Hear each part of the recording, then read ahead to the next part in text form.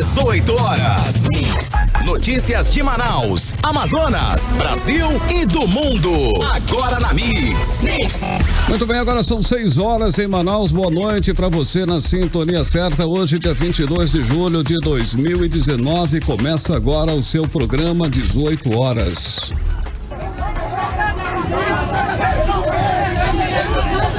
Bom, você está ouvindo o áudio do vídeo que circulou neste domingo, que mostra o secretário de Segurança do Estado, Louzimar Bonatti, discutindo com manifestantes na rodovia M070, Manoel Urbano.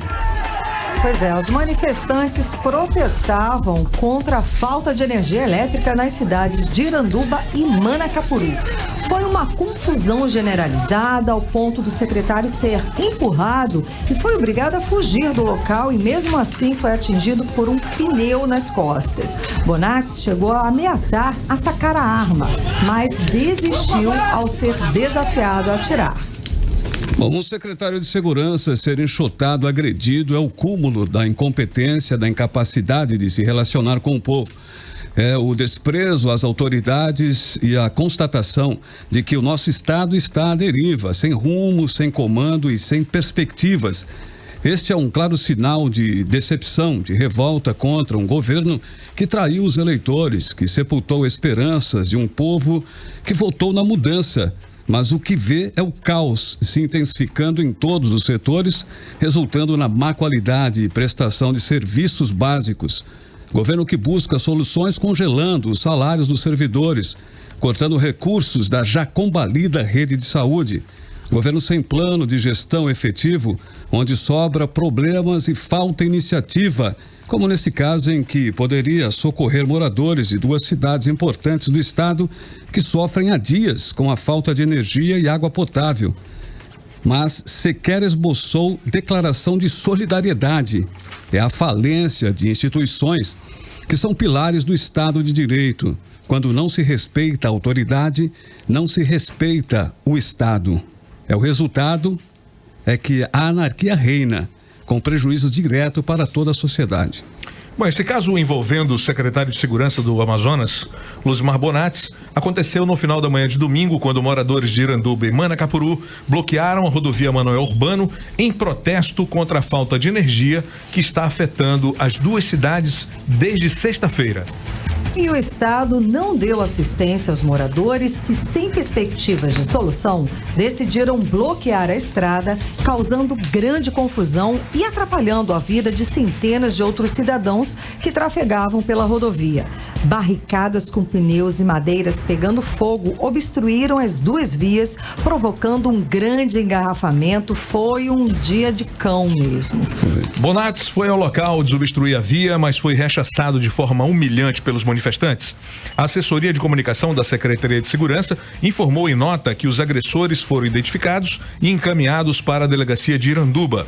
O governo não conseguiu amenizar o problema dos moradores e a presença do secretário de Segurança no local só fez acirrar os ânimos, o que levou a essa reação dos manifestantes. Tudo isso poderia ter sido evitado se o governo fosse proativo e agisse em defesa da população, colocando em prática uma ação emergencial de assistência até que o problema no fornecimento de energia fosse resolvido. E por falar em solução, a energia elétrica em Iranduba e Manacapuru só deve ser normalizada na sexta-feira. A situação está sendo amenizada com a instalação de uma usina reserva. Vamos conferir os detalhes na reportagem de Odineia Araújo. Sexta-feira, 15h. Um blackout deixou os 2 municípios às escuras após problema no cabo subaquático. A Prefeitura de Iranduba criou um comitê de crise para evitar perda de medicamentos e da merenda escolar. O secretário de Educação de Iranduba, Hamilton Gadelha, falou do assunto. Com relação ao hospital, nós orientamos, o prefeito orientou o diretor do hospital que recolhesse todas as vacinas, todos os produtos que exigem refrigeração das UBS, levasse todos para o hospital. Com relação à merenda escolar, nós orientamos de imediato, ainda na sexta e no sábado, que todos os gestores, nós tínhamos acabado de abastecer com mais uma cota, né, sobretudo os congelados, as proteínas, frango, carne moída, né, que ficasse atento à refrigeração, colocando gelo, porque até então a gente pensava que fosse algo pontual, passageiro, mas agora que nós temos já a informação da dimensão e do alcance, né, não vai ser uma coisa simples. A Prefeitura vai contratar, através de decreto emergencial, 3 grupos geradores para garantir o abastecimento de água na cidade. Também está sendo articulada a disponibilidade de carros-pipa. As secretarias vão funcionar em horários alternados. As aulas estão suspensas, mas as escolas vão abrir para garantir a alimentação aos alunos. A Amazonas Energia informou que desde as 5 horas da manhã de hoje, 8 mergulhadores estão verificando dano no cabo subaquático, mas o material é adquirido fora do país. O esclarecimento foi dado hoje em entrevista coletiva. 12 grupos geradores estão operando para reativar a usina termoelétrica na rodovia Manoel Urbano como medida emergencial. A empresa também transferiu 15 grupos geradores da usina de Flores, em Manaus. A energia em Iranduba e Manacapuru só deverá ser normalizada no final de semana. Volto com vocês. E nesta quarta-feira está marcada a greve geral de advertência dos servidores públicos do Estado contra o congelamento de salários e promoções. A paralisação foi aprovada em Assembleia Geral na manhã deste sábado, como você confere neste áudio. Uma greve histórica do serviço público do Estado do Amazonas. Nunca aconteceu isso na nossa história. O culpado disso é o governador Wilson Lima. Este irresponsável, este covarde, este desonesto. Companheiros, é greve no dia 24. Parabéns, companheiros. Parabéns pela coragem.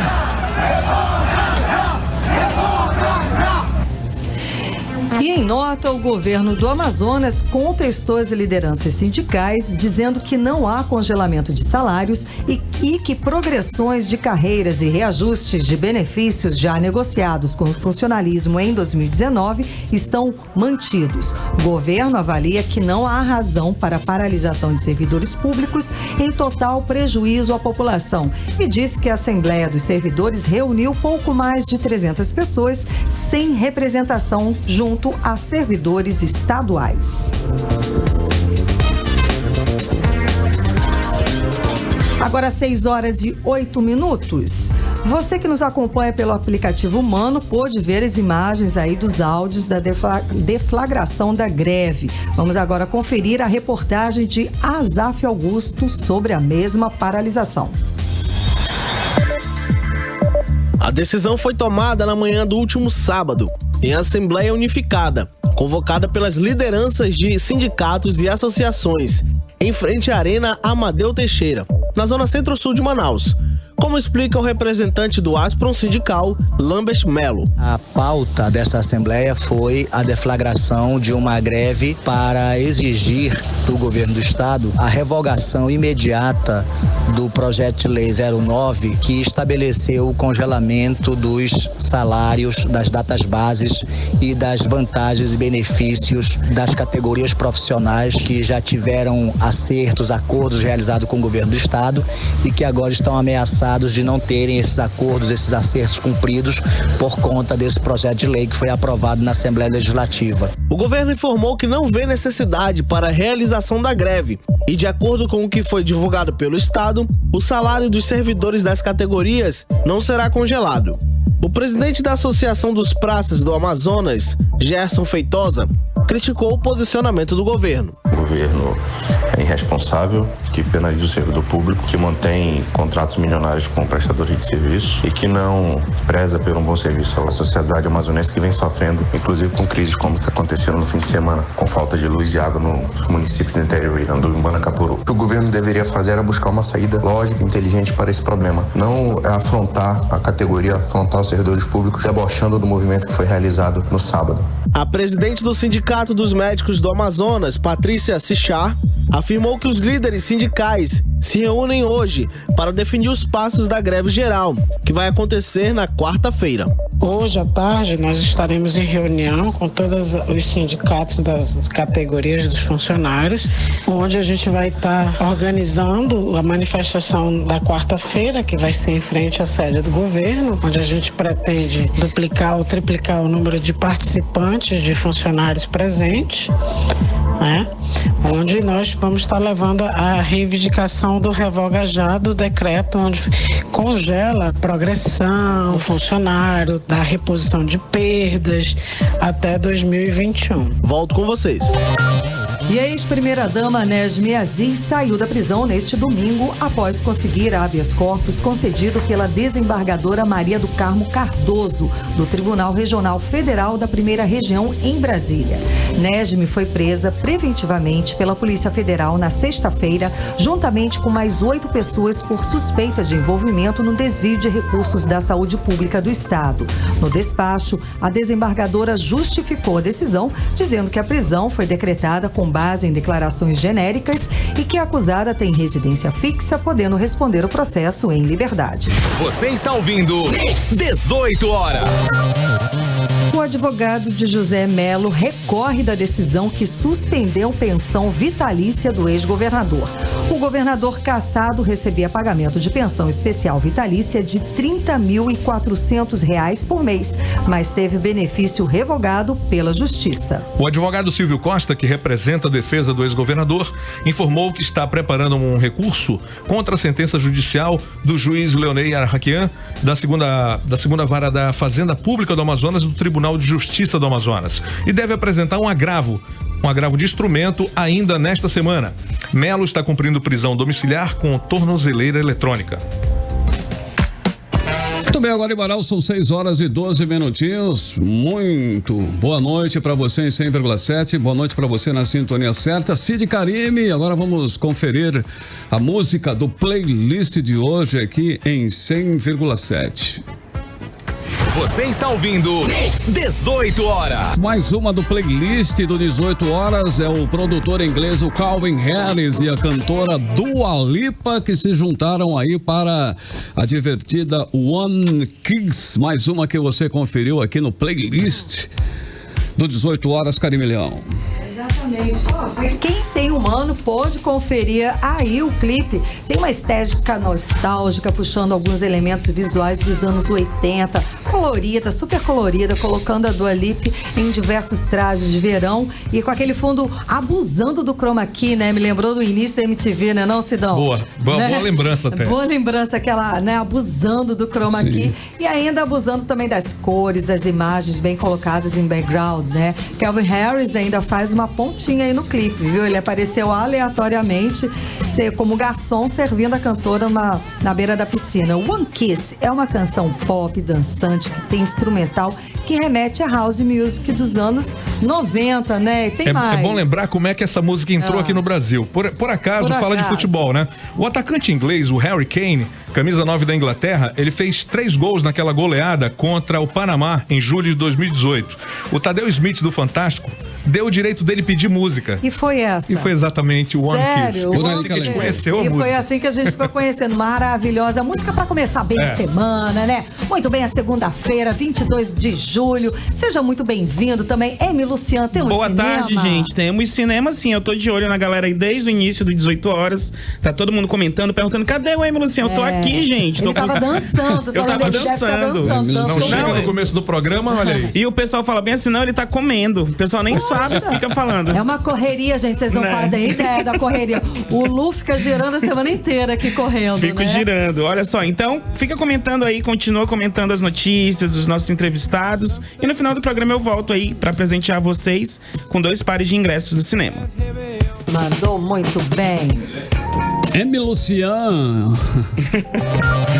Agora 6h18, Karime Leão, a Polícia Civil, né? Ela deflagrou hoje a Operação Core para prender suspeitos de prática de pedofilia. O sargento da Polícia Militar do Amazonas, Antônio Joselito Coutinho Viana, de 53 anos, e o professor de língua portuguesa, João Batista Costa e Silva, de 66 anos, foram presos acusados de explorar sexualmente duas irmãs menores de idade, uma adolescente de 14 anos e outra de 15 anos de idade. É bom lembrar que esse tipo de crime é crime hediondo e deve ser repelido e condenado por toda a sociedade.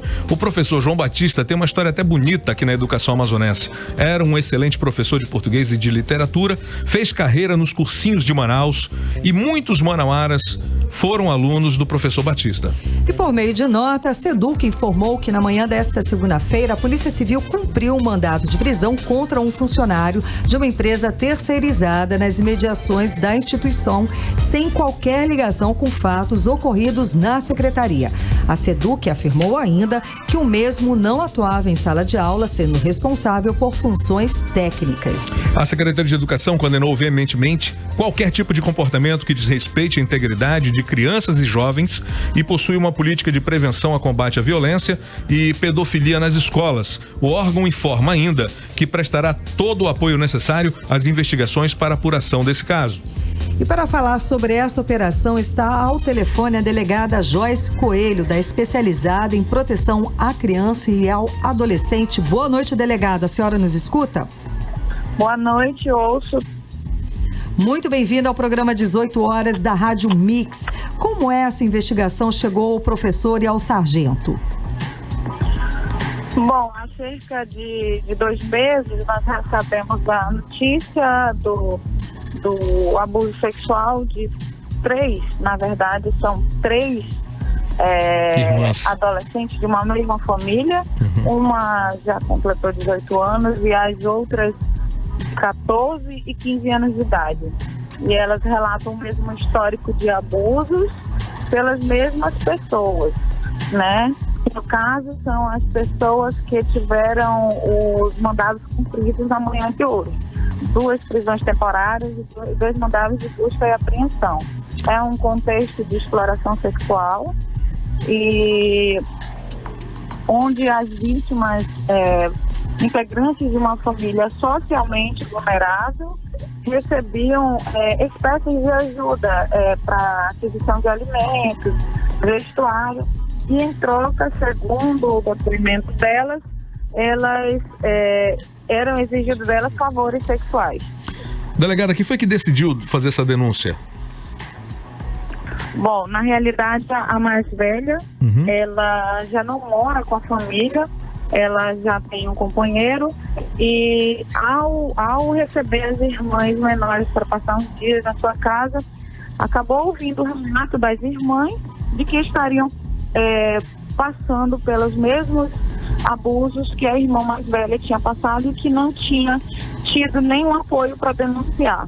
Então a irmã mais velha se encorajou e decidiu falar tanto do abuso que a vitimou, como ser aí a representante das suas irmãs menores de idade. Com relação aos pais, há indícios fortes de que eles, desde a mais velha, eles sejam coniventes, aí são vulneráveis socialmente, como eu já disse. As meninas menores, elas apresentam distúrbios mentais, apresentam problemas mentais que ao que parece nunca foram examinados. Então é toda uma situação de vulnerabilidade, todo um contexto social desfavorável em que essas meninas estavam inseridas e sofrendo aí as mais diversas violações de direitos. Delegado, e os 2 confessaram o crime de abuso sexual? Bom, na realidade nós estamos em andamento com o interrogatório de um deles. O policial militar foi ouvido, ele admite ter se relacionado com a mais velha, né? E admite que prestava realmente essas ajudas financeiras à família, e o segundo ainda está sendo ouvido. A família dessas crianças parece ser bem humilde, sem posses, né? Isso aí realmente abre portas para esse tipo de ação, né, doutora? Com certeza, essas crianças, elas exerciam atividade de mendicância, inclusive a mais velha, ela conheceu o professor quando ela pedia na rua, e aí ela foi convidada para trabalhar na casa como doméstica. Então essa é a história que ela relata. É uma história forte, e a partir de então cria-se um vínculo aí desses suspeitos com a família, como se fossem pessoas que começassem a ajudar a família e por isso tivessem acesso àquela casa e àquelas crianças. Esses casos, doutora, infelizmente são comuns aqui no Amazonas? Bom, a exploração sexual comercial ela é invisível aos olhos da maioria, né? É muito difícil chegar a esse tipo de denúncia, até porque o preconceito com relação às vítimas muitas vezes supera aí a vontade de denunciar, e a tendência a culpabilizar a vítima é sempre muito grande, principalmente quando há exploração sexual. E só porque a vítima recebe uma contraprestação, ela deveria arcar com toda a culpa. Então, a gente precisa primeiramente acabar com esse preconceito que existe, né? Entender que a exploração sexual é um crime hediondo, né? E que, quando realizado com menor de 14 anos, como foi o caso das meninas que começaram a ser abusadas aí antes, né? Enquanto vulnerável, e caracteriza também o crime de estupro de vulnerável. Delegado, e o que vai acontecer com essas meninas de agora em diante, já que parece que os pais também eram coniventes com essa situação? O que pode acontecer com elas?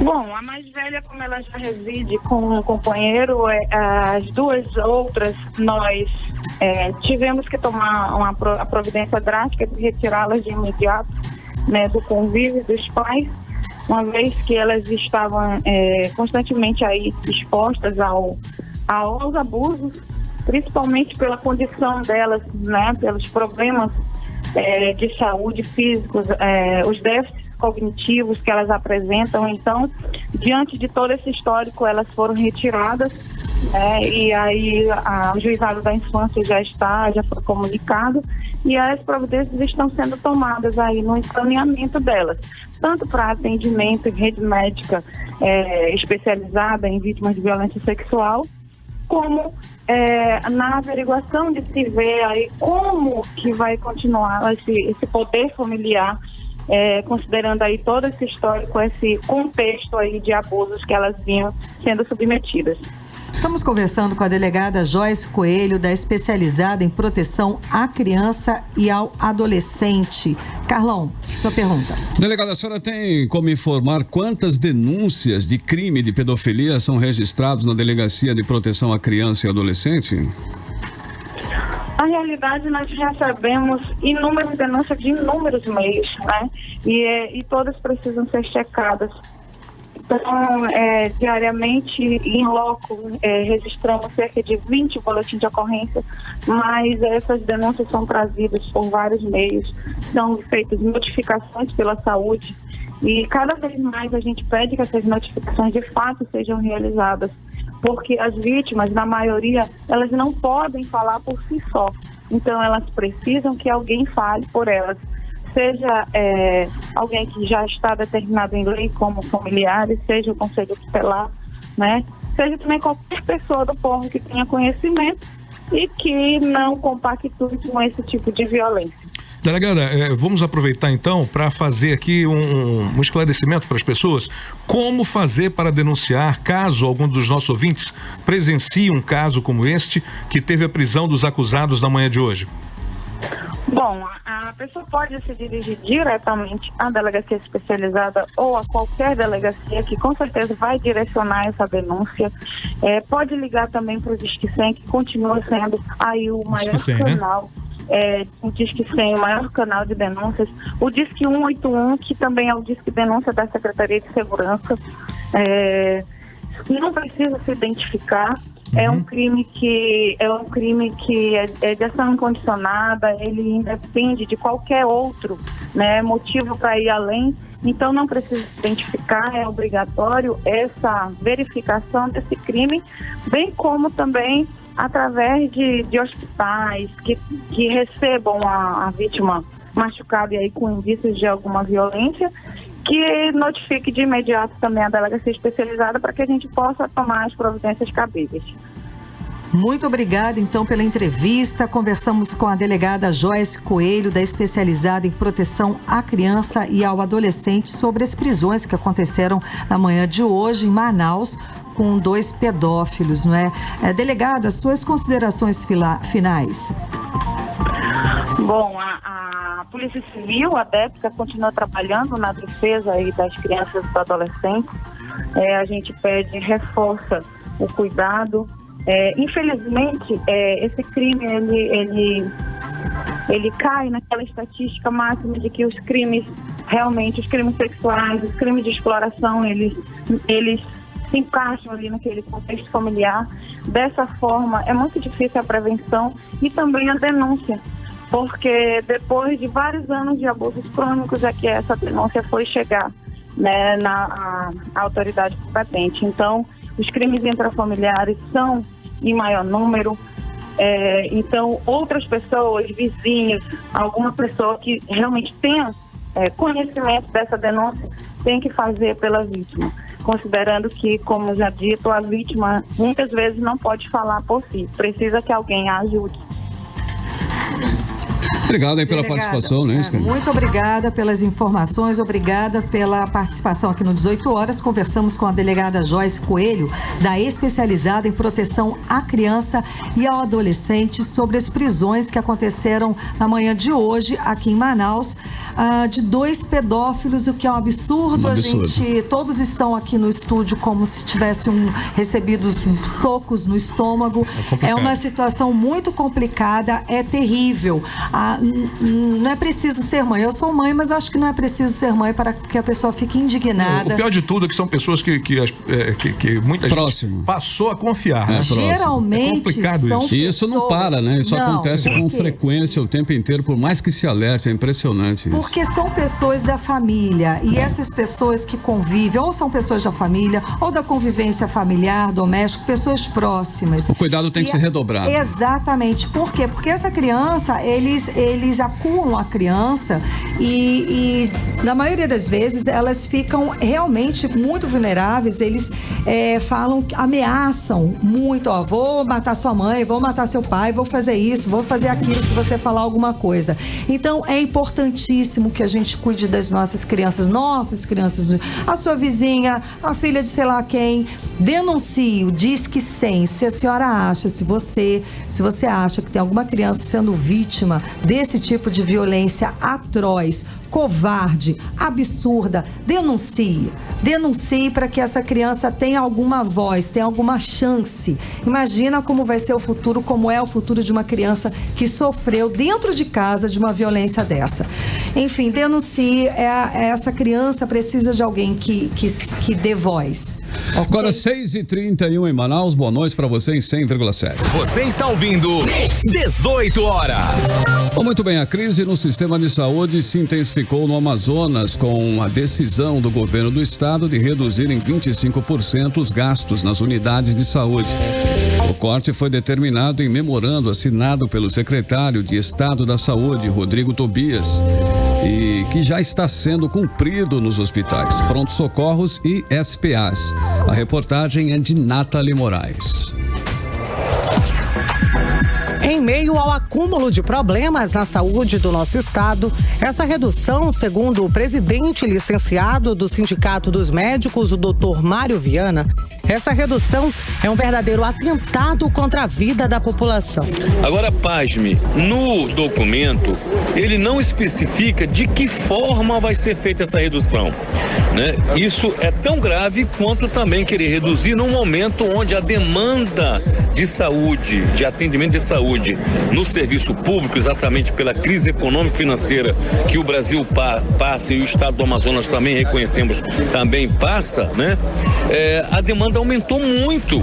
Então, reduzir nesse momento é um suicídio, é um genocídio. Não vejo outra palavra. Esse governo é louco, ele não consegue discutir as coisas de forma técnica, então a gente fica abismado e não temos como se comportar de outra maneira, a não ser fazer essas colocações de forma veemente e contundente. A nossa equipe de reportagem recebeu na manhã de hoje uma denúncia informando que o serviço de pronto atendimento, o SPA do Coroado, na zona leste de Manaus, está há mais de uma semana sem hemograma. É isso mesmo, o pronto-socorro da zona leste não está realizando exames de sangue por falta de materiais e reagentes químicos. Segundo a presidente do CIMEAM, Patrícia Sichá, o descaso com a saúde é preocupante. O hemograma, ele precisa estar 24 horas ao lado do profissional médico para poder melhor elucidar o diagnóstico. Além de fazer um acompanhamento de pacientes hospitalizados em uso de antibióticos.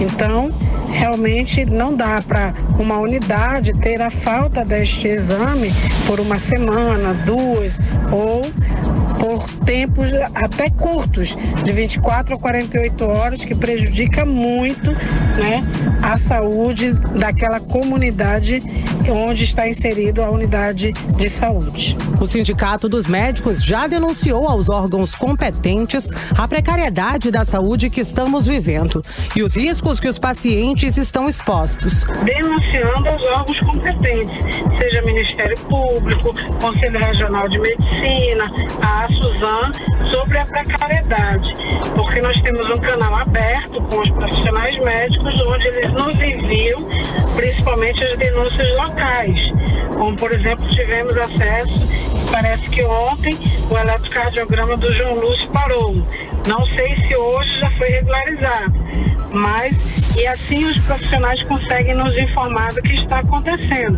fora a falta de insumos, fora a superlotação, a falta de leitos, a precariedade do local, entre outras situações que acontecem no dia a dia com o profissional médico. Eu volto aos estúdios com vocês. Muito bem, a Prefeitura de Manaus anunciou nesta segunda-feira, dia 22, que fará uma intervenção no transporte público de Manaus. A medida ocorre após uma série de visitas realizadas em empresas que operam o sistema na capital e que apontam precariedades no serviço. O decreto que determina a intervenção foi assinado nesta tarde pelo prefeito Arthur Neto. A validade é de 90 dias, mas pode ser prorrogado. Francisco Bezerra, ex-empresário do setor de transporte, será o interventor responsável de acordo com o prefeito Arthur. De acordo com o documento, a medida abrangerá o sistema financeiro operacional das empresas e ensejará o acompanhamento direto de todas as operações financeiras de entrada e saída de recursos, inclusive em relação aos dados do sistema de bilhetagem eletrônica. O programa Mais Médicos ainda tem 30 vagas abertas para 16 municípios aqui do Amazonas. Até o momento, apenas 32 vagas em 27 municípios e 5 distritos sanitários especial indígena foram preenchidas. A informação foi divulgada pelo Observatório do Conselho de Secretários Municipais de Saúde do Amazonas e publicada no Diário Oficial da União. O presidente do Conselho de Secretários Municipais de Saúde do Amazonas, o Januário Neto, afirma que os médicos formados no Brasil não têm interesse em atuar em áreas distantes e remotas. Você está ouvindo 18 horas. E a Universidade Federal do Amazonas abriu hoje inscrição para o processo seletivo simplificado para professores substitutos. São 58 vagas temporárias que vão atender a capital e o interior. O processo acontece em 2 etapas, provas didáticas e prova de título. As inscrições variam de R$90 a R$180, dependendo da especialização, e podem ser feitas direto no site Concurso Seleção Docente, ufam.edu.br, até às 5 da tarde do dia 26 de julho. Mix. E o governo anunciou um novo contingenciamento de R$1,442 bilhões do orçamento nesta segunda-feira. O corte debate faz parte da avaliação bimestral que o Ministério da Economia faz para verificar a situação de receitas e despesas. A redução da previsão de gasto foi necessária porque os técnicos revisaram para baixo a previsão de crescimento da economia de 1,6% para 0,8%. Bom, e esta é a terceira vez que o governo reavalia a trajetória de gastos para ajustar as contas à meta fiscal. Neste ano, o déficit não pode passar de 139 bilhões de reais. No primeiro bimestre, a equipe econômica anunciou um contingenciamento de 29 bilhões. No bimestre seguinte, após protestos contra a limitação de gastos no Ministério da Educação, o governo resolveu ajustar as contas apenas consumindo a reserva de emergência sem afetar os órgãos. Principais notícias do dia.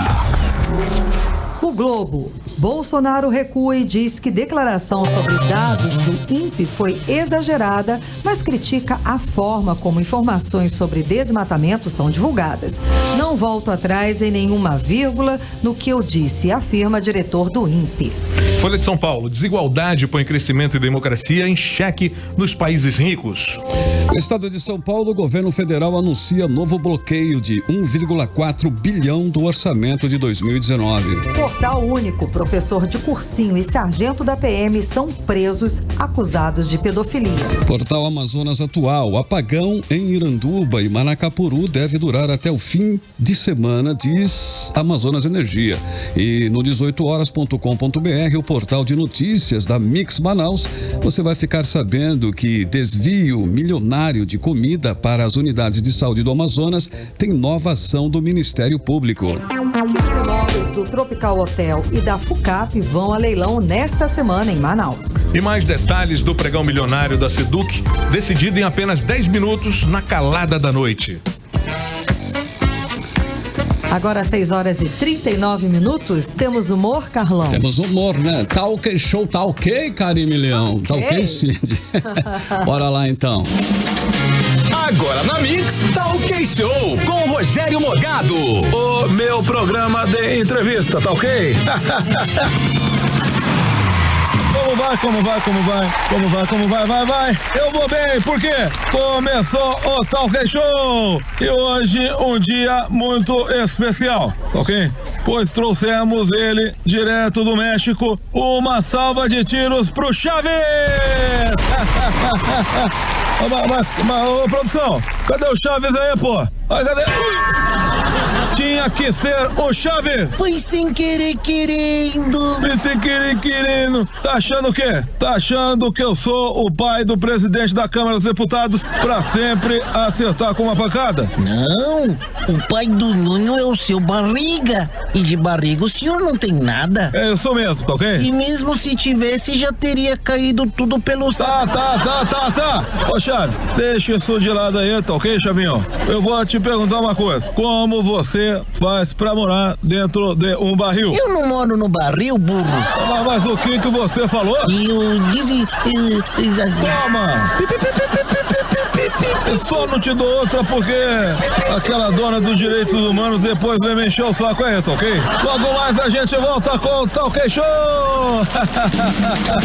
Você ouviu na Mix Talk Show com o Rogério Morgado. A qualquer momento tem mais. Ok! Bacana, tá aí, tá ok, show! Você confere aqui na Mix FM. Agora nós vamos à segunda música do playlist de hoje aqui em 100,7. A segunda música que você vai curtir aqui no 18 horas. Ok, vamos lá. Você está ouvindo Mix 18 horas. Você conferiu aqui em 100,7 no playlist do 18 horas a faixa SOS do Avicii, lançada aí em colaboração do sueco Hello Black, é isso? A música aí, o parceiro no hit Wake Up, mais uma que você conferiu aqui em 100,7, não é isso, Cid? É isso mesmo. É isso mesmo? Cara, o que tem pra falar dessa música aí é que é o primeiro single póstumo, né, do Avicii, com a coprodução do Albin Nadler e Christopher Folgermack. E vocais aí do cantor americano que você falou, Hello Black, né? Foi lançado em 10 de abril de 2019, já está incluído no seu terceiro álbum de estúdio, póstumo, E a música tá fazendo um estardalhaço agora na Billboard Dance Mix Show Airplay Chart. Na primeira edição do 1º de junho de 2019, a canção tá comandando aí as paradinhas. 6h45, Rodrigo 6h45. Soares, tá tudo certo para o trânsito?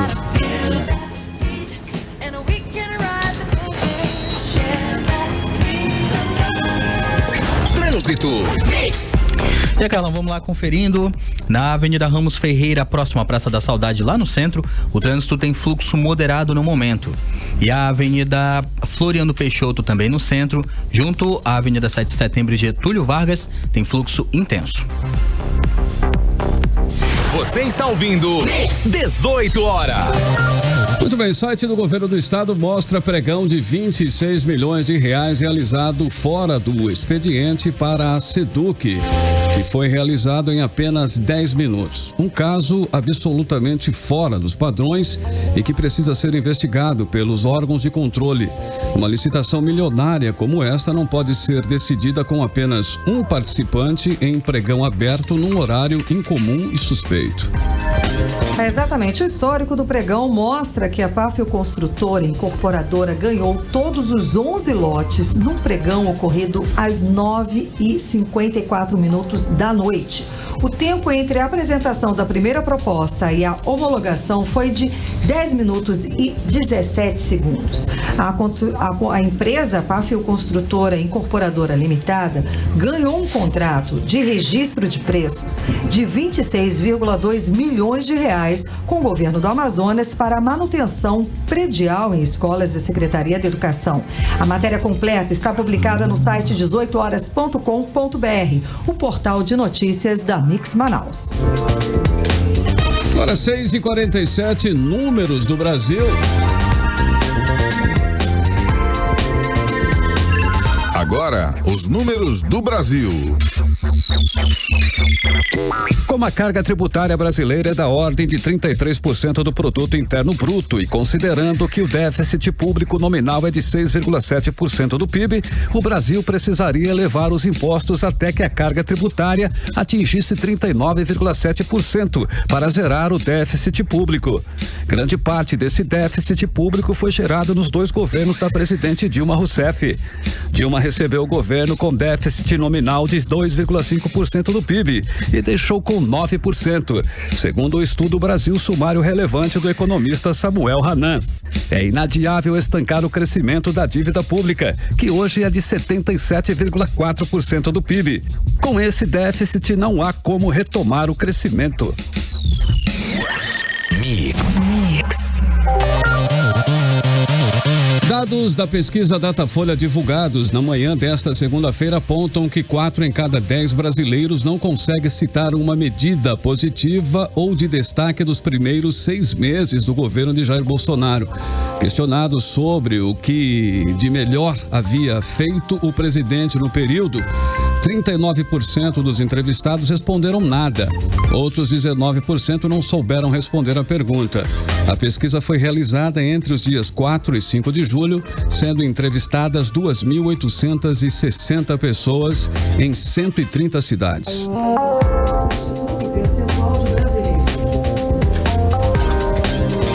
De acordo com o Instituto, o percentual de brasileiros que não destacam qualquer ação positiva do governo no período é maior entre as mulheres. A desaprovação do governo para este público de mulheres no Nordeste vai para 45% e 52% para fiéis de religiões de matriz africana. O número chega a 76% na faixa dos que avaliam a gestão como ruim ou péssima. De acordo ainda com essa pesquisa, 7% elogiaram a proposta da reforma da Previdência e 4% elencaram o combate à corrupção como medidas positivas da gestão Bolsonaro. Para 4% merece destaque a iniciativa de flexibilizar o porte e a posse de armas no país. E para 1%, as de acabar com o horário de verão e nomear Sérgio Moro para chefiar o Ministério da Justiça e Segurança Pública. Você está ouvindo 18 horas. Agora 6h50. Os índios acabaram com os gaúchos. Cid Soares, que coisa linda de se ver. Lindo, lindo, lindo. Manaus venceu por 3-0 num jogo histórico, épico, que garantiu a classificação para as semifinais e o acesso do time amazonense para a Série C do Campeonato Brasileiro de 2020. Vai ter muito jogo, gente. Vai ter muita coisa pra gente torcer. E a torcida, né, nós, né, a galera que invadiu aí a Arena da Amazônia, deu um show à parte. Mais de 44 mil torcedores, o segundo maior público da história da Arena da Amazônia. Cid Soares estava lá. Conta como é que foi. 18 horas. Esporte.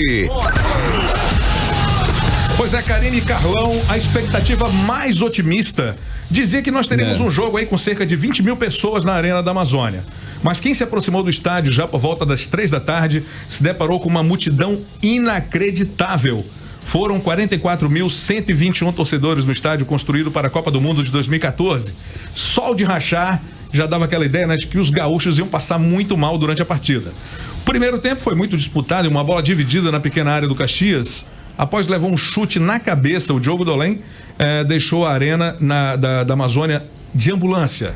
Ele chegou a ter uma convulsão e precisou de atendimentos médicos ainda em campo, deixando os torcedores e os demais jogadores preocupados.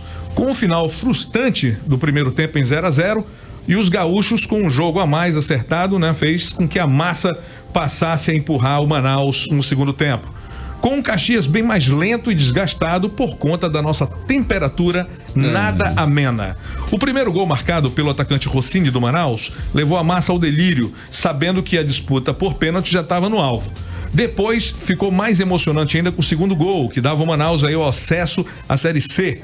O Caxias ainda esboçou uma reaçãozinha de leve, mas Matheus Oliveira garantiu a vitória do Gavião, completando o placar com uns 3-0. Foi um jogaço. Foi um jogaço. O pessoal aqui do Mano está enlouquecido, estão mandando fotos. A Juliane dizendo que foi maravilhosa, a Laila Silva dizendo que só ficou cheirinho para o Caxias, tá? Brotou geral, Camilo, pessoal, caramba, foi lindo, foi lindo. Nilce dizendo que foi maravilhoso. Aí a Hermuter dizendo que o gaúcho também ficou só no cheirinho. E tem foto do pessoal no jogo falando que foi lindo mesmo. A arena lotada, foi assim de arrepiar. Manaus e um monte de coraçãozinho verde. Enfim, foi muito bonito. E tava quente realmente lá, né? Bem feito. Tava não, imagina a arena lotada, parece nem que foi tava de propósito. quente. Eu pedi pra ligar o ar, meu irmão. Eu acho que foi proposital. Não, aquilo foi horrível, cara, até louco. Então, e está na linha para falar com a gente o presidente do Manaus, Luiz Mitoso. Boa noite, presidente. Parabéns pela vitória. Alô, presidente. Boa noite, gente. Tudo bem? Prazer mais uma vez estar falando com vocês aí. Pois presidente. E agora com sucesso mesmo, né? A ficha já caiu, presidente? Tá me ouvindo bem? Tô me ouvindo bem, o senhor nos ouve? Ah, legal. Então, depois daquela memorável vitória. Guerra, mais uma guerra no bom sentido, né? Claro. Porque nós fomos pintados de índio quando vai pra guerra vai pintado, né? Então, claro. E na Arena da Amazônia, que representa uma cesta indígena ali, né? Aquele desenho ali, foi projetado uma das mais bonitas arenas do mundo, dito pelos especialistas, ali é uma cesta indígena, né? Então, eles nos chamaram de índios, nós fomos para a tribo. As tribos se reuniram e ali várias tribos de várias denominações estavam ali na Arena da Amazônia naquele sábado e demonstramos para quem quisesse ver e ouvir o nosso grito indígena e saímos ali vencedores naquele jogo, um jogo emocionante e graças a Deus conseguimos o tão sonhado e tão esperado acesso a uma série C do Campeonato Brasileiro, né? É isso, né? O que já está se pensando para 2020, quando o Manaus vai disputar aí a sua terceira divisão? Olha, nós estamos pensando alto ainda, estamos sonhando ainda, porque o sonho não acabou, nós conseguimos o acerto, mas eu acho que seria muito bom a gente poder sonhar também com o título de campeão brasileiro da Série D. Aliás, título inédito, nenhum clube amazonense ainda foi campeão brasileiro de uma competição nacional. Então, seria algo inédito, né, também. Então, eu quero continuar sonhando, tenho certeza que os amazonenses vão continuar sonhando conosco também, uma bela demonstração de público ali incentivando, receberam o chamamento e foram lá e foi uma bonita festa, né? E eu até hoje eu olho e emociono e até choro ainda. Imagina, presidente, aqui pelo Humano estão te chamando de mito mesmo, que até o seu nome já tem mitoso. Você mitou e estão todos aqui te dando os parabéns, que você foi maravilhoso, o jogo foi maravilhoso, histórico, e o senhor mitou aí nesse jogo. Agora vamos já pensando para o ano que vem, né, para disputar a Série C. Temos orçamento, presidente? É outro planejamento, é um outro degrau. Nós não queremos aqui, a gente está aqui já tentando planejar alguma coisa. Eu e Giovanni, que somos os presidentes do clube, é o único clube que tem 2 presidentes, eu e Giovanni. Nós fomos os idealizadores do Manaus e a gente tem levado até hoje, assim, esse clube com muita dificuldade. Mas esse acesso é muito difícil, a Série D, muito difícil. Mas a Série C é muito mais, porque importa não se faz futebol sem recurso financeiro. E você vai encontrar clubes ali com folha salarial de R$600 mil, R$800 mil. Então a gente não tem hoje isso. Imagina, o Manaus tem uma folha de 160. A gente tem um custo, né, do clube comparado até com Caxias, de 450 mil Caxias, e a gente, com 160, ganhou de um grande time, um clube centenário. E aí, se nós não tivermos o apoio aí da indústria, do comércio, eu tenho certeza que os torcedores já abraçaram. A torcida amazonense já abraçou o Manaus. Legal, presidente. Que vai lá, vão estar prestigiando na Série C, vai ter casa cheia, vão estar lá. Vai ser bacana. Torcendo. Viu, presidente? Mas não só isso. Nós precisamos que a imprensa esportiva, e tem dado a cobertura muito legal, mas dos investidores, das indústrias do estado do Amazonas, do comércio local, também, para colocar sua marca e divulgar e trazer recursos para o Manaus. Beleza, presidente, o próximo jogo será contra o Jacuipense, né? Vai ser longe, vai ser lá na cidade de Riachão do Jacuípe, lá na Bahia. Tudo certinho para esse jogo, presidente? Como é que tá? Tudo certo, mas só que a gente vai jogar ainda. Antes a gente joga contra o Sobradinho, vamos a Brasília, quinta-feira, jogar em Lusiânia, Goiás. Que fica, Lusiânia já é Goiás, que é 58 quilômetros de Brasília, do eixo, né, Brasília ali. Sim. E tal, e nós vamos jogar contra o Sobradinho já pela Copa Verde. E aí de lá, nós já vamos direto para Bahia para jogar com o Jacuipense. Perfeito, então, presidente, olha, nosso muitíssimo obrigado pela sua participação, parabéns mais uma vez pela vitória. Show. E que realmente o Manaus continue nos dando alegria. Nós que agradecemos, quero agradecer a toda a imprensa esportiva, a todo o público, não só os 44 mil torcedores que compareceram aí na arena, mas todos aqueles que torceram, não puderam entrar, os ingressos foram todos vendidos, muita gente voltou para casa. Então quero agradecer a Deus, porque Deus tem esse negócio, tem estado conosco, mas a todos os amazonenses que torceram também por nós. Valeu. Muito obrigado, uma ótima noite. Conversamos com o presidente do Manaus, Luiz Mitoso. Depois dessa vitória maravilhosa, mitou mesmo na Arena da Amazônia. Foi um jogaço. Parabéns, presidente. Muito obrigado pela entrevista aqui no 18 horas. Agora em Manaus, 6 horas e 59 minutos. Temos resultado Temos. Leme Luciana, área. Vamos lá, galera. Quem vai aí pro cinema, começar a semana já dentro do cineminha, é a Mari Alencar e a Camila Rodrigues. E o pessoal relaxa que tem a semana toda ainda pra ganhar, né, Karine? Ainda tem a semana inteira pra vocês conferirem Rei Leão. Isso, você mas assistiu, assisti. Né? Assisti 2 vezes já. Já? Já foi, Karine? Não, eu não sei se eu vou. Eu acho que eu vou chorar. Eu acho que eu vou chorar muito. Eu fujo de eu vou contigo lá, a gente... Você me ajuda, né, Abner? Paga pipoca, que é caríssimo. Pois é, né? Nada menos que R$100 quando você vai no cinema. Na melhor das hipóteses. Muito bem, seguimos agora então para o editorial 18 horas. Que editorial 18 horas, Calão. Beleza. Editorial 18 horas. Muito bem, informamos hoje sobre um pregão milionário do governo do Amazonas feito na calada da noite. Um pregão realizado muito após o expediente normal do serviço público.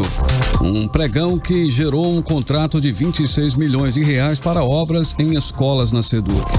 Mesmo solicitando desde a semana passada, não conseguimos manifestação do governo do Amazonas. Será essa a estratégia de comunicação do governo do Amazonas? Calar diante de fortes evidências de irregularidades em pregões milionários? A realização de pregão na calada da noite após os expedientes dos órgãos públicos é comum? É normal? O que dirão e farão os órgãos de controle diante de um pregão milionário realizado e homologado nessas condições e em pouco mais de 10 minutos? É preciso agir e agir rápido para dar uma satisfação para a sociedade. Com a data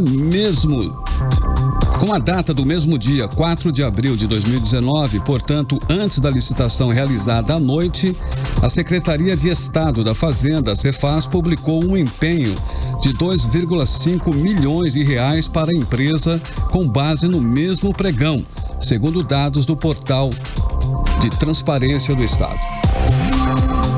Agora são 7h01 em Manaus. Boa noite, Karime. Boa noite, Cid. Boa noite, você, ouvinte da Novidade FM. 18 horas, volta amanhã. Novidade? De novo novidade? Muito bom. Obrigada pela sua companhia. Você que está sintonizado na 100,7 Mix FM. A partir de amanhã, a gente continua aí com mais informação para você a partir das 6 horas da tarde. É claro, você pode participar do programa com a gente pelas redes sociais, pelo aplicativo Mano, e pelo aplicativo Mano também você também fatura ingressos para o cinema. Olha que legal. É super fácil. Baixa o aplicativo Mano no seu celular. Você entra no canal da Rádio Mix. Exatamente. Fica acompanhando aí o 18 horas. Fica acompanhando, mande suas perguntas, seus comentários. É muito legal. A gente interage com você e você pode também ganhar aí convites para o cinema. Então, das 6 às 7 da noite, estamos aqui com informações importantes, relevantes, com uma equipe de jornalismo com muita credibilidade, vasta experiência para levar até você as informações que são, de fato, relevantes para o seu dia a dia. Vamos atualizar? Temos atualizações, Cid? Temos sim, vamos lá. Últimas notícias aqui no 18 horas, olha, Maus Caminhos, desvio milionário de comida para unidade de saúde no Amazonas, tem nova ação do MPF. Imóveis do Tropical Hotel e da FUCAP vão ao leilão nesta semana em Manaus. E ainda, Suzan corta em 25% serviços nas unidades de saúde, mostra memorando. Agora 7h03 em Manaus, podemos ir, né? Terminou o Karime Leão e Cid Soares. Tem mais alguma nota saideira aí? Sim. Tá bom, então você continua aí na Mix FM, daqui a pouquinho tem um Mix, tudo pra você em 100,7. A gente volta amanhã a partir das 18 horas com você no programa 18 horas. Fique junto com a Mix, aqui tem mais música.